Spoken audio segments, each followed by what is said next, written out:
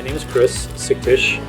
My wife and I, my family moved here in 2016, and we love the place. We enjoy every aspect of the property, except for the electricity bills. We had some significant heat come through, and we have 2 AC units, one on each side of the house. And we didn't know at the time we were keeping the house rather moderate. It wasn't comfortable. It was just enough to keep the house livable in. And our electricity bills were ridiculous.